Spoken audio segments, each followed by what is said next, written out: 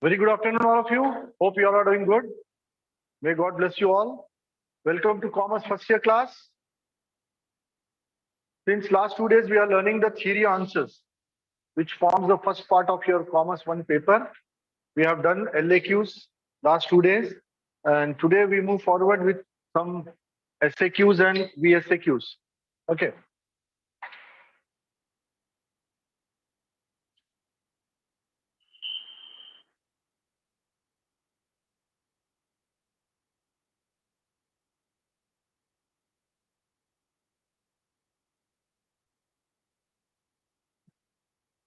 Now let us take this short answer questions. And very frequently asked question here is, what is business and what are its features?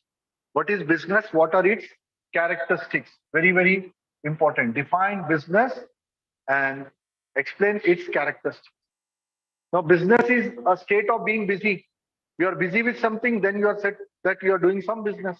But then it has to have some economic benefits.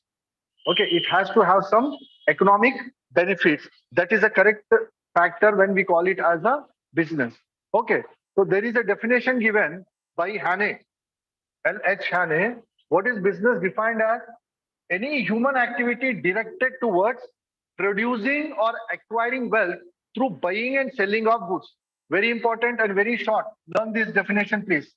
What is a business? As per L.H. Hane, business can be defined as a human activity directed towards producing or acquiring wealth through buying and selling of goods. Isn't it? So, as I told you, business, if I am simply busy reading, then I cannot be said that it cannot be said that I'm doing a business. I can call, or you can call, or anybody can call it as a business only if there is an economic benefit out of that. It has to be an economic activity, not a social activity. I go to a religious place and worship there. I am busy with that. Will I be said that I am doing a business? Answer is no, because I am not having any economic benefit out of that. So to call an activity business, there has to be some economic benefit out of that activity. Okay. So here it is said that it is producing or acquiring wealth through buying and selling of goods or services. Okay, goods or services. Now let us see what are the characteristics, or sometimes we'll give the term features. What are the features of business? The first one is creation of utility. Now, what does this word utility means? Utility is the power of any commodity to satisfy human wants. Like suppose I want to write. I want to write. Will this pencil help me, or will this pen help me? Yes. Then I say that pen is having utility because it is satisfying some want of a person, isn't it? Suppose there is a piece of paper, okay, a piece of paper, and I want it is thrown in the dustbin, it is thrown in the garbage bin. I want to write something on that paper. Will I take that paper and write? No. So it is of no use when I want to write. So I say that paper is not having any use for me, or paper is having no utility for me. So what is utility? It is the want satisfying power of a commodity. If I want to eat, I'll eat apple. Then apple is having utility because it is satisfying my hunger. If I'm feeling hungry, I'll eat 2 slices of bread. Then I say that bread is having utility. It is satisfying my hunger. So utility is the power with which it satisfies some want. Okay, so what does business do?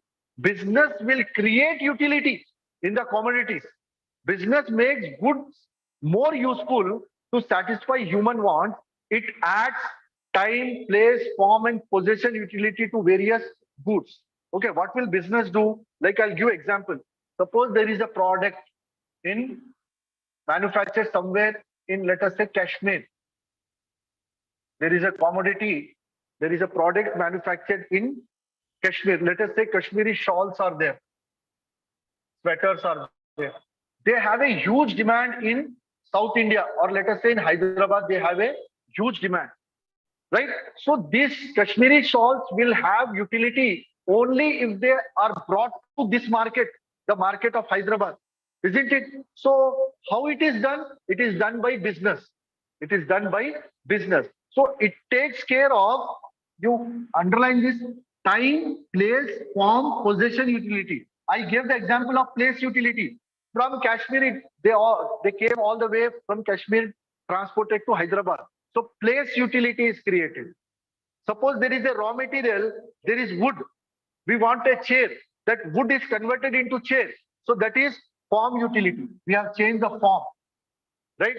Like this. So what does business do? It creates utility. And what types of utility? Time utility, place utility, form utility, possession utility to various types of goods. Okay.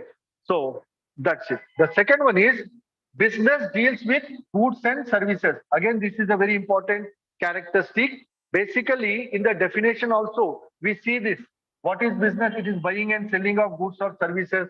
It is exchange of goods or services, isn't it? So, what does basically business do? It deals in goods and services. And goods are classified into two types. Goods are of two different types. One is consumer good, the other one is capital goods, or they are called as producer goods.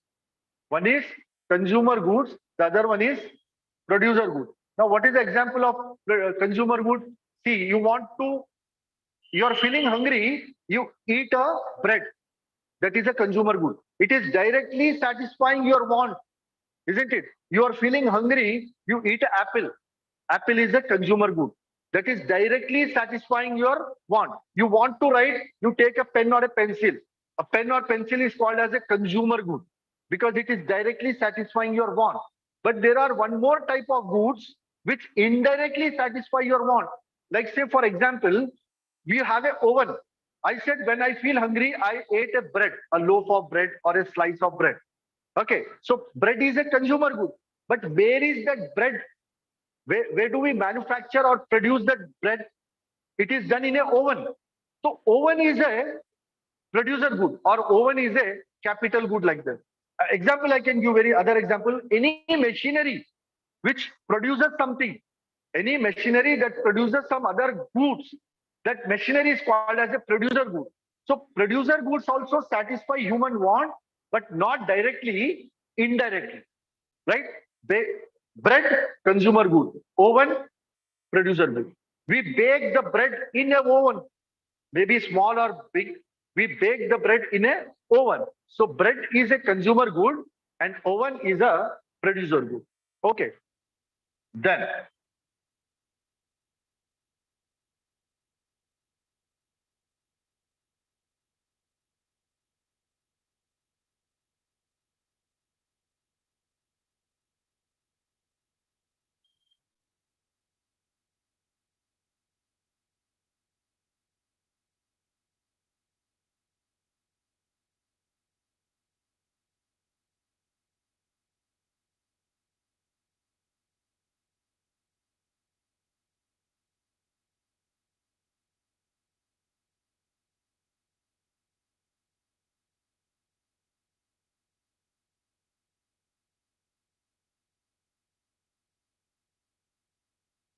next, the third characteristics is there has to be continuity in dealings. Suppose, suppose I'll give one example. There is Mr. Rao, Mr. Alpha. There was this Mr. Alpha. He was having a scooter. He used it for 10 years. After 10 years, he sold that scooter or he sold his bike and he made some profit. He sold his bike and he made some profit.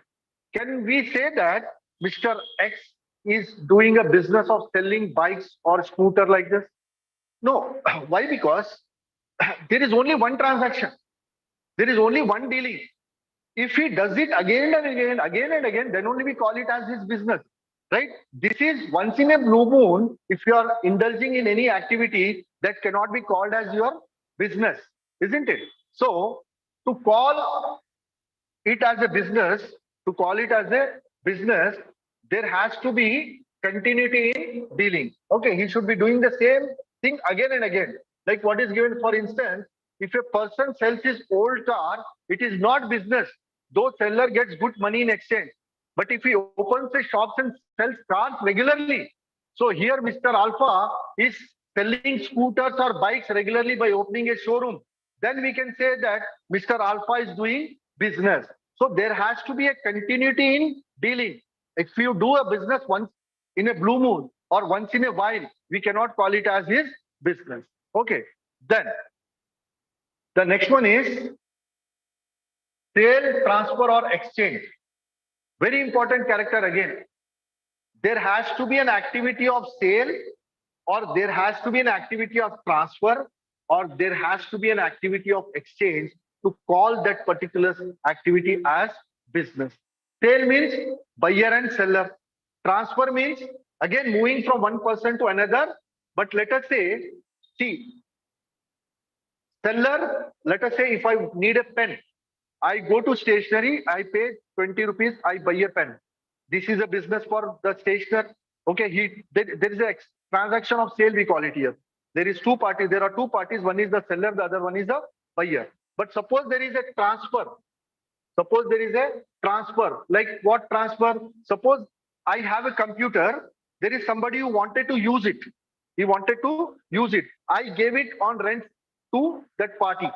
Right? So here there is a transfer. There is a transfer of possession, but the ownership is not transferred. So even this can be called as business.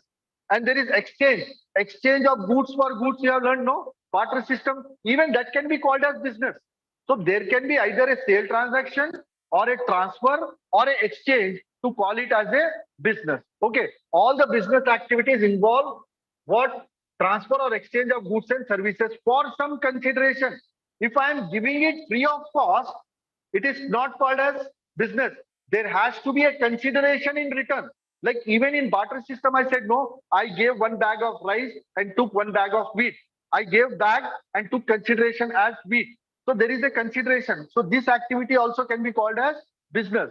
So basically, if there is a sale, transfer, or exchange, okay, if any activity of sale, transfer, or exchange of goods or services takes place, that is called as business.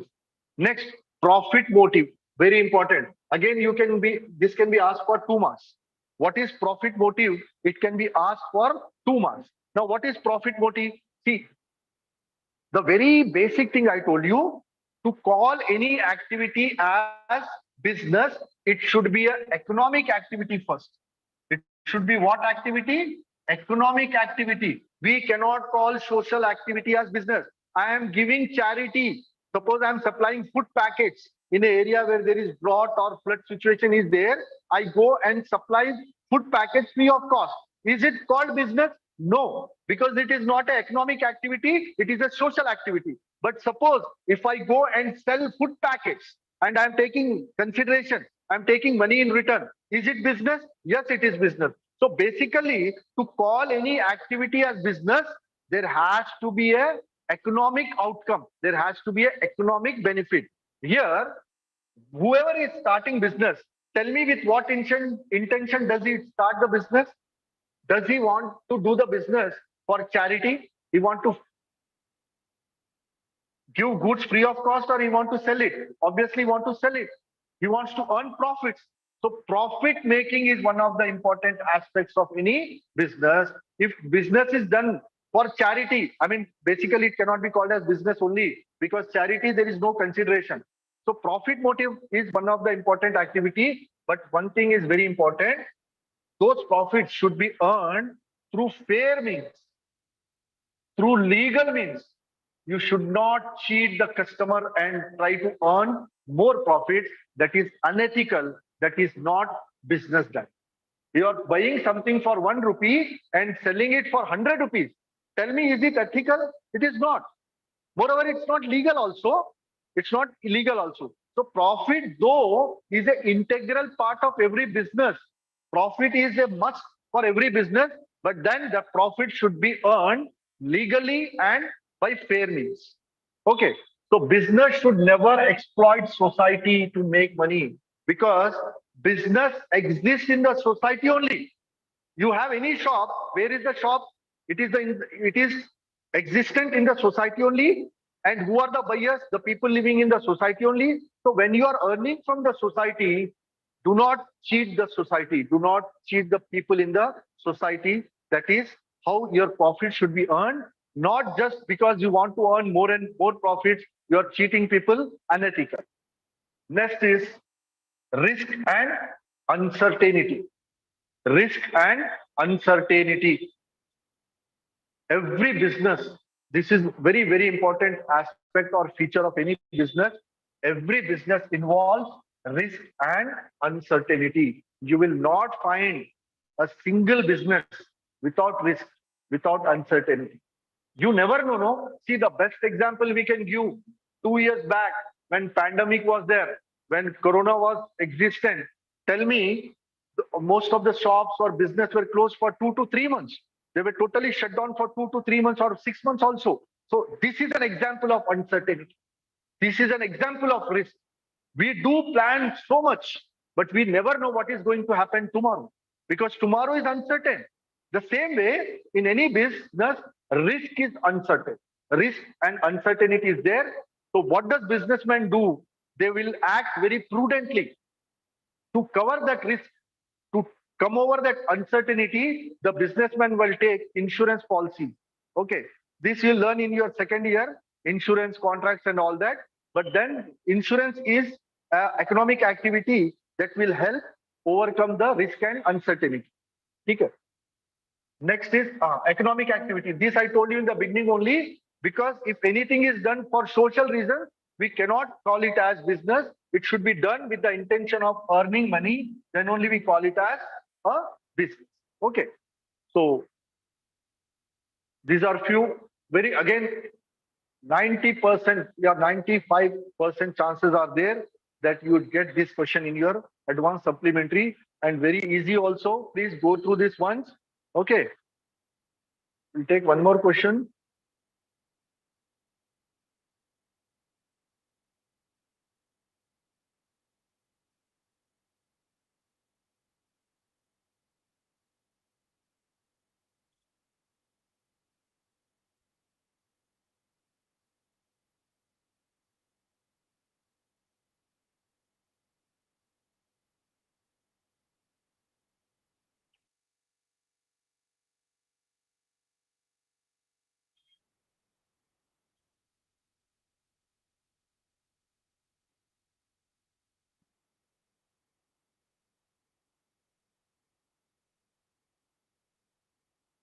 Yeah.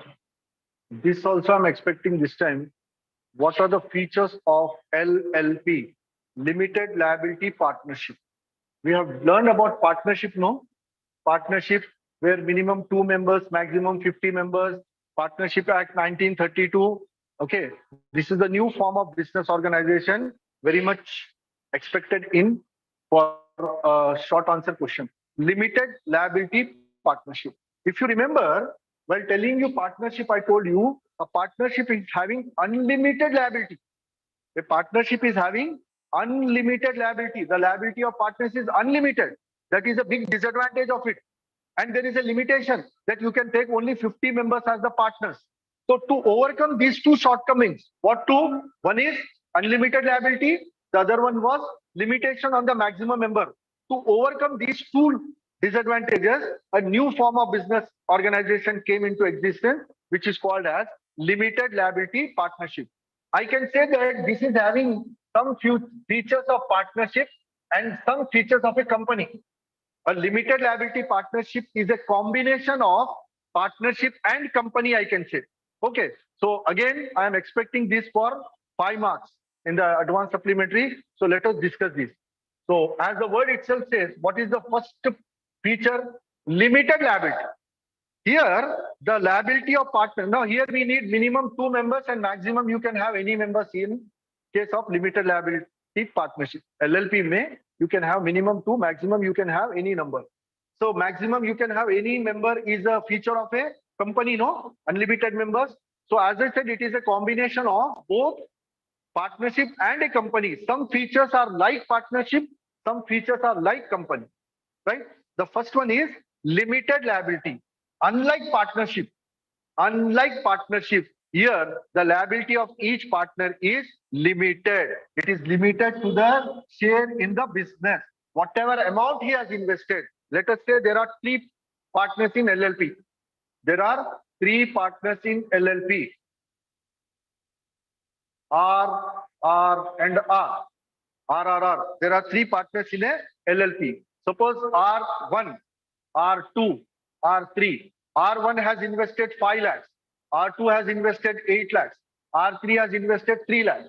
Right? So if the business does not run, if the business incurs huge losses, if it is a case of partnership, then these partners are expected to invest more amount to clear the debts. But in case of LLP, they don't have to invest any further amount. They don't have to invest any further amount. The maximum loss of R1 would be 5 lakhs, R2 would be 8 lakhs, and R3 would be 3 lakhs only. So the liability is limited to the share held by them in the business, isn't it? That is one. Second one, separate legal entity. Yesterday, while discussing joint stock company, I told you a company is having a separate entity. Does a partnership has legal entity? No. Does a proprietary firm has separate legal entity? No. But an LLP is having a separate legal entity.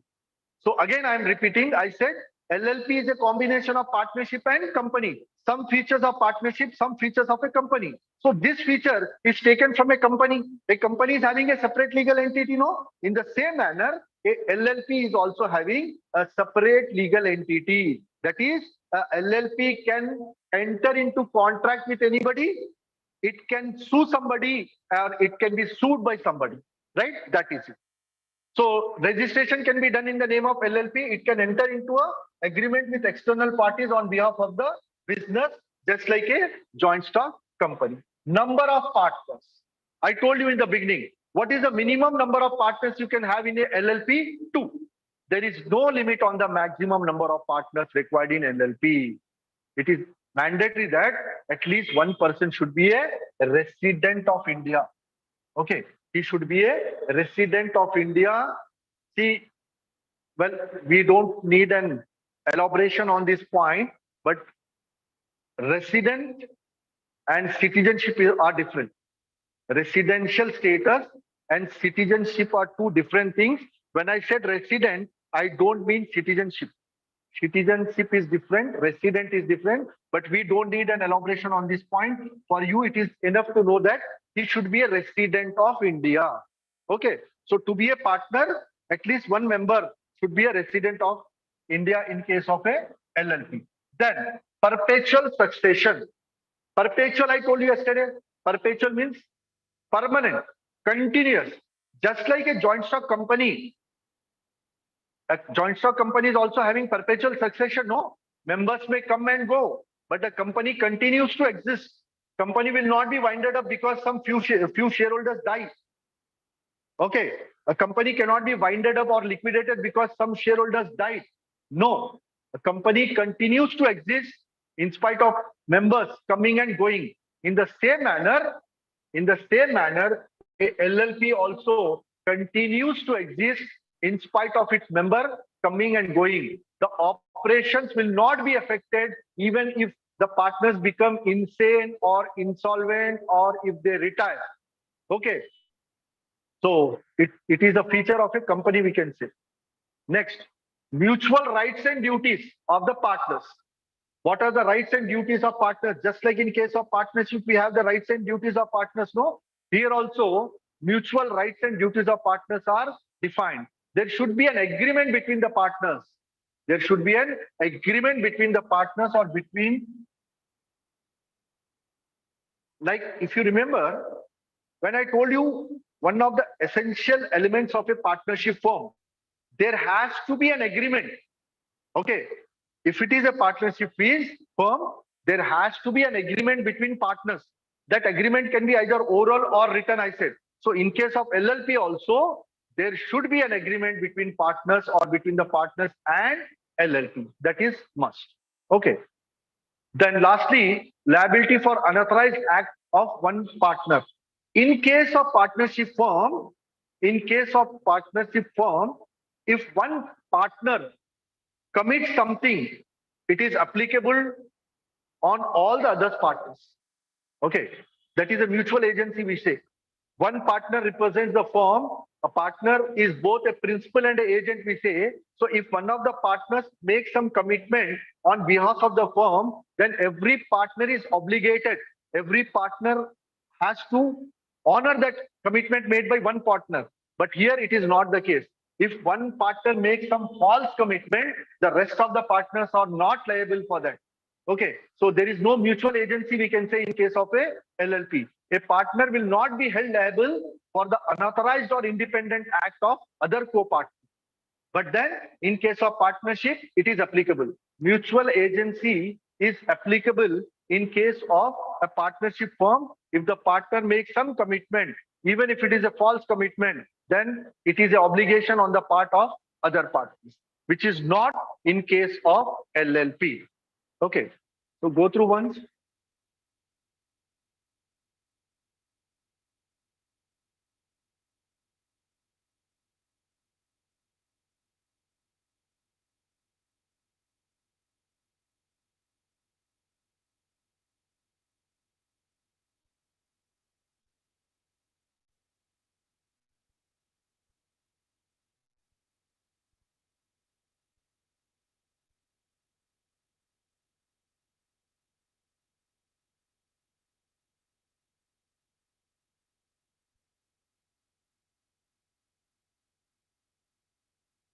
Okay, now let us go to the next question.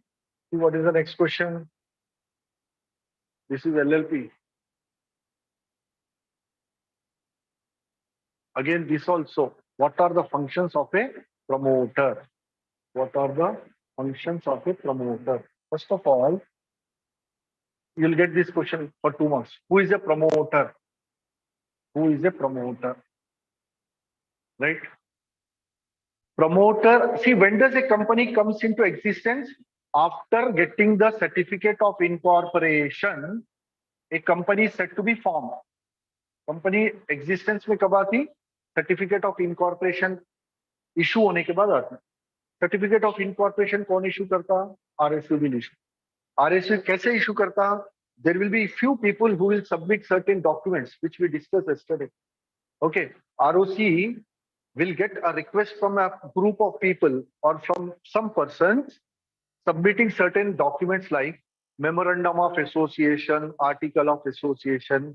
Several documents are submitted to ROC for the formation of company.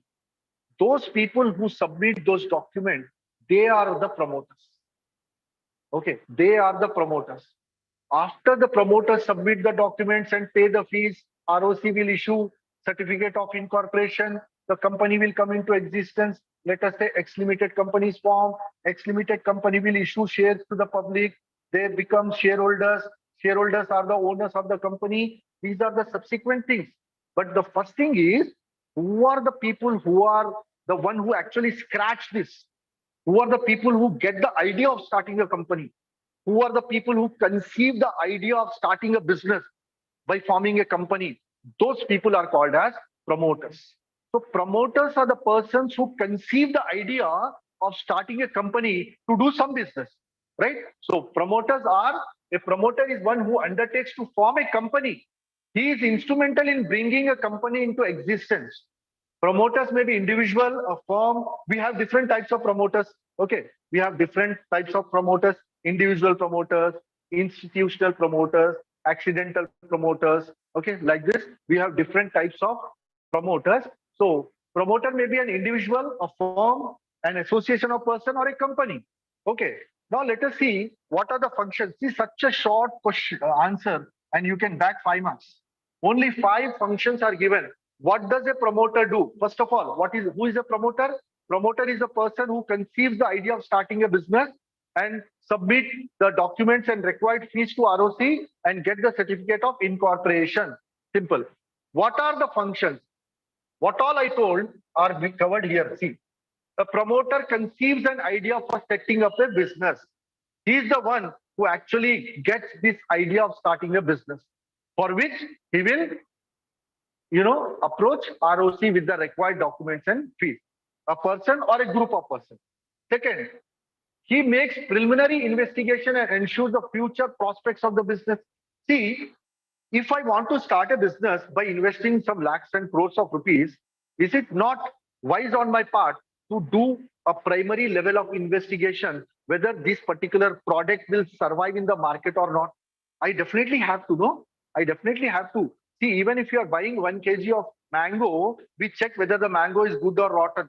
Okay, when we are paying just 80 rupees, we check once or twice to see whether the mango is good or rotten, isn't it? So when we are investing and starting a business, is it not advisable or wise on our part to check the profitability or to check the viability of that product or in that market? Suppose already there is a area with 10,000 people. I'll give you example. There is an area with 10,000 people and there are already 10 shops, footwear shops, 10 footwear shops. Then it is not advisable to enter into that market. A population with 10,000 already having 10 shops catering to the need of them, what is the good way? It would not be a wise decision to enter into that market. So this sort of primary investigation has to be done, or you have to come with something very different. If still you want to enter into that market as a 11th player, then your commodity, your product should be of a very different listing. There should be some unique selling point in your product, then only you can exist in that market. So this sort of investigation is done by promoter, whether the business will flourish or they will incur losses. That investigation is done by promoter. Next, he brings together various individuals who agree to associate with him. See, when you want to form a company, a single person cannot do no. So some voluntary, it's a voluntary association of like-minded people. Then promoters will get all the people who are interested or whose thinking is of the same on the same wavelength as him. Okay, so and he arranges for the resources also. Next, he prepares various documents required. I told you what documents are required: memorandum of association, articles of association, prospectus. These are the required documents to be submitted to ROC. And lastly, promoter raises the required finance and gets the company going. Because without finance, you cannot expect the business to continue or start at least. To start also we need finance. Finance is called as the lifeblood of business. Okay, finance is like oxygen for humans. We need oxygen. Without oxygen, we don't respire and survive. In the same manner, every business, be it small or big, requires finance for its, startup, existence, survival, and expansion. For all these purposes, we need finance. Right? So easy question. You don't think that it is such a short question. Will you be getting 5 marks for that? There is nothing else you can write in this. This is the maximum content you can write. So please don't think that the size of question matters here. There are 5 points. You write 5 points, you'll back 5 marks. Okay. Then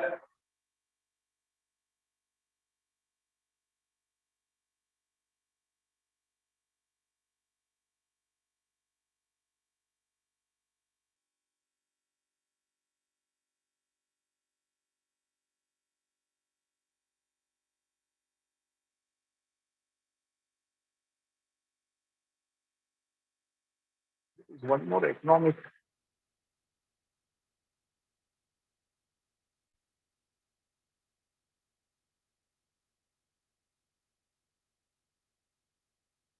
Now see this one. Objectives of a business. Okay. Objectives of a business. Objectives of a business are classified into two: social objective and economic objective. Objectives of a business are classified into two: economic and social. Economic means related to money. Social means doing charity to the society, because we are earning from the society, we should do some good to the society. This is the intention behind having these social objectives. So economic means in return money, social means no money, it is only for good of the, it's only in the interest of the society. So what are the economic objectives and social objectives? Of economic activity objectives, the first one is earning profits. Earning, like while telling you the characteristics of business, I told you. With what intention any business is started? Any business is started with the intention of earning money. So that is the first economic objective of any business to earn more and more profits. But then, as I said, profit should not be illegal. Profit should be earned by legal and fair means. Okay. Second one is creating a customer.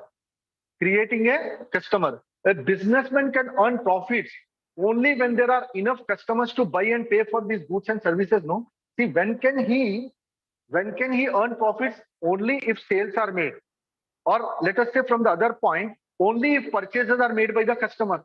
So they create new customers to their product by innovation, by applying new strategies in the business. They create new customers. They satisfy the existing customers.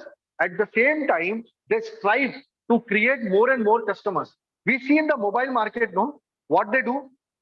Are we not getting new models every month? Every month we get a upgradation of models. I am already having a mobile.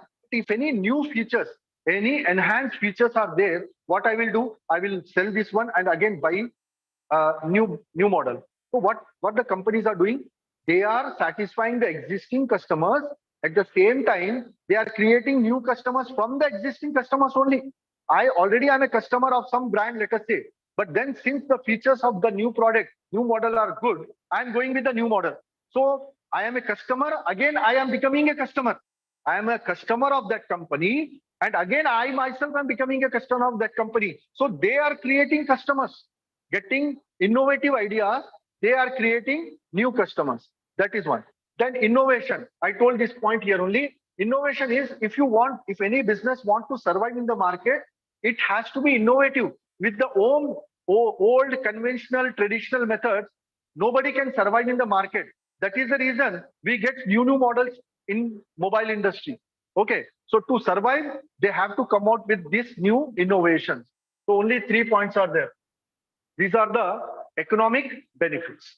Okay, then what are the social benefits? I told you, see, economic benefit is for self to earn profits. Social benefits are for the society. So how does a business has social responsibility or social objectives? That we'll see. If a company or a firm is surviving in a market, earning from the society, then it becomes an obligation. It becomes a social responsibility on the part of that organization or firm to do some good for the society. So let us see what is the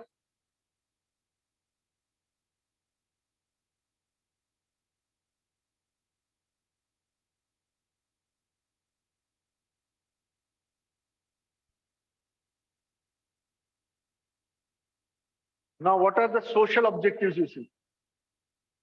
What are the social objectives? Social objectives are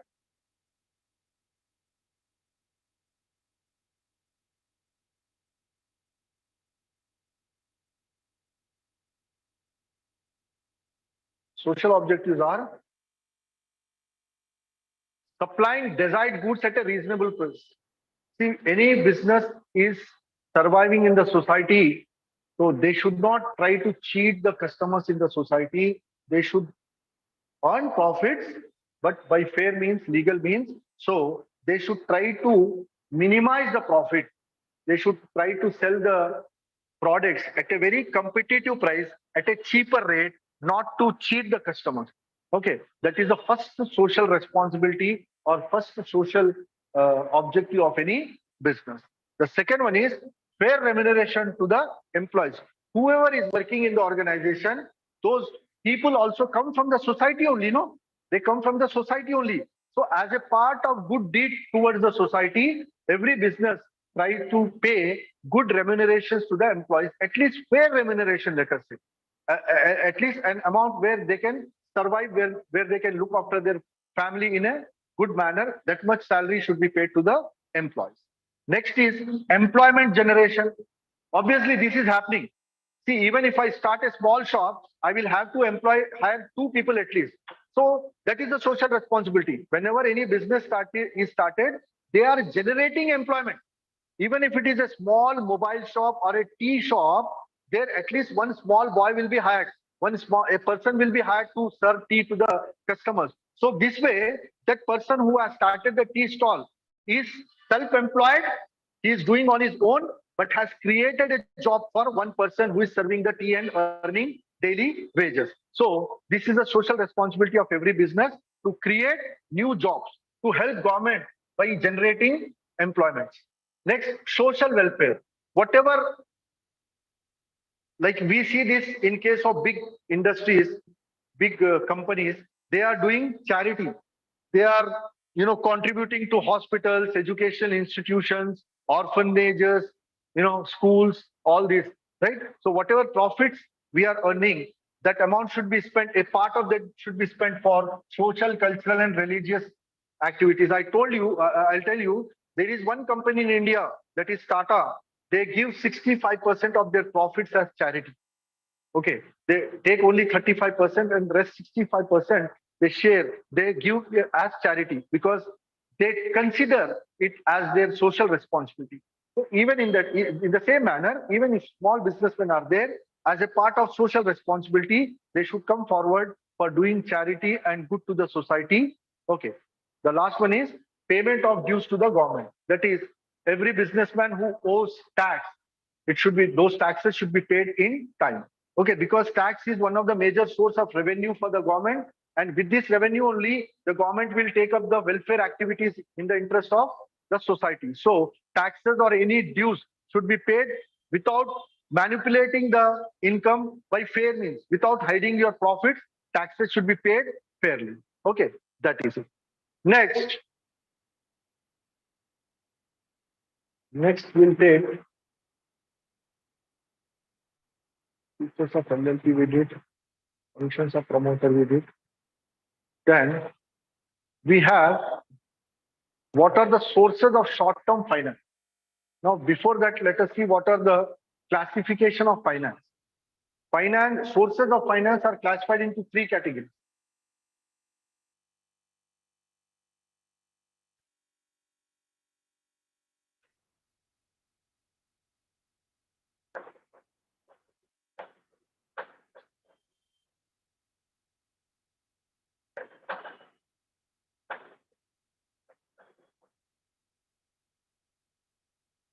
Okay, what are the sources of short-term finance? Now, I told you, basing on the duration, the sources are classified into three categories. If you require finance for less than 1 year, if your financial requirement is for less than 1 year, then you go for short-term finance. You go for short-term finance. If your requirement is for 1 year to 5 years, between 1 year to 5 years, then we go for medium-term finance. And if it is for more than 5 years, then we go for long-term finance. So the sources of short-term finance are different. The sources of long-term finance are different. And the sources of medium-term finance are different. So the question here is, what are the sources of short-term finance? That is, if any business requires finance for less than 1 year, where they can approach? Where they can approach? That source we are discussing. If the business requires finance for a period of less than 1 year, 1 साल से कम के लिए अगर पैसा चाहिए, तो आप कहाँ अप्रोच करेंगे? That is what we are learning, right? So the main source of short-term finance are as follows: bank credit. Okay, you approach a bank. Any business who requires finance for less than 1 year will approach a bank. So bank extends short-term finance in three different ways.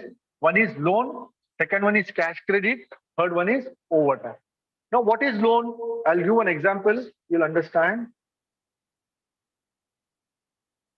Suppose a business needs a loan of say 5 lakhs or 3 lakhs. What is the difference between loan and cash credit? I am telling you.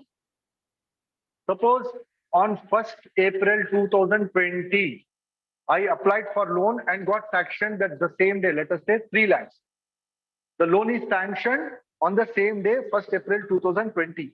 But my project started, let us say, on 1st of July 2020. So for these 3 months, this 3 lakh rupees was deposited in the bank only. Okay, so when bank extends loan, they will not give cash to us. They will, open an account in our name and the amount will be deposited in that. So 3 lakhs was there with the bank from 1st of April 2020. My project started on 1st July 2020. So I withdrew the amount of 3 lakhs on 1st July. For the month of April, May, June, 3 months, this amount was there with the bank only. But I have to pay interest from the month of April. Though my amount is there with the bank for April, May, June, still I have to pay interest for the month of April, May, June. This happens in case of a loan. But if it is a cash credit, it is not like that. In case of cash credit, what will happen? Suppose 1st of April, my loan was sanctioned, my CC was sanctioned. I did not use this. I withdrew only on, let us say I withdrew 2 lakhs on 1st July, right? So from 1st July, I will pay interest that too only on 2 lakhs, right? Then after 3 months, I withdrew 1 lakh. Or let us say I deposited some 1 lakh rupees in that. Then again, I'll have to pay interest only on 1 lakh, which I owe to the bank like this. So the basic difference between loan and cash credit we'll see here. Bank loans are provided for a specific short period against some security, some mortgage. The amount of loan depends upon the size and goodwill of the firm.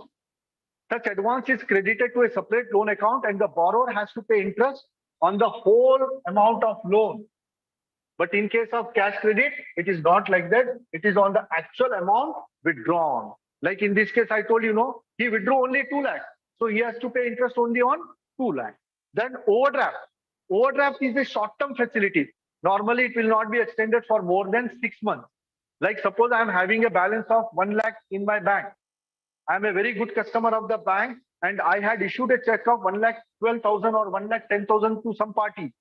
And I forgot to deposit the excess 10,000 and the check came for presenting, for encashing. So the bank manager on his own guarantee can clear this 1,10,000 check. That excess 10,000 what is overdrawn is called as overdraft. So I have to pay interest on this overdraft. Okay, so that is it.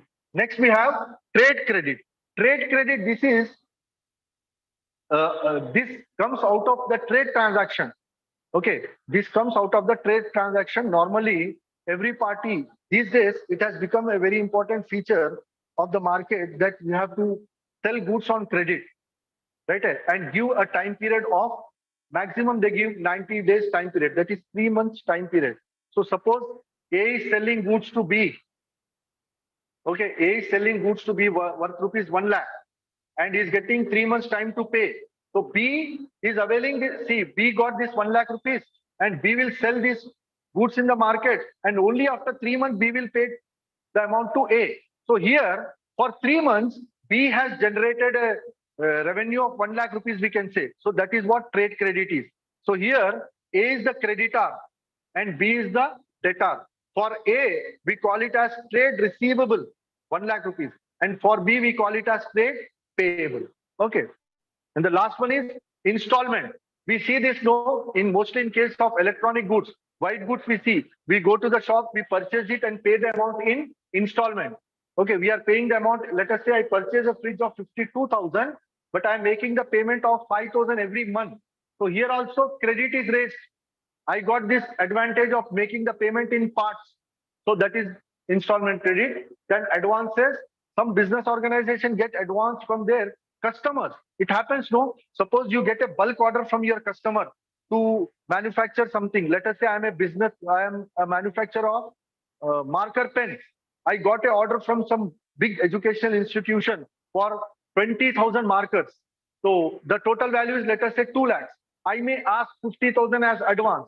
So again, this is also one of the source where the customers give advance to the supplier. Okay, so these are the sources of short-term finance. Okay, this way we have covered around 5 SAQs. Tomorrow we'll continue with the rest of the SAQs and VSAQs also. I'm ending the session here. Goodbye. Take care.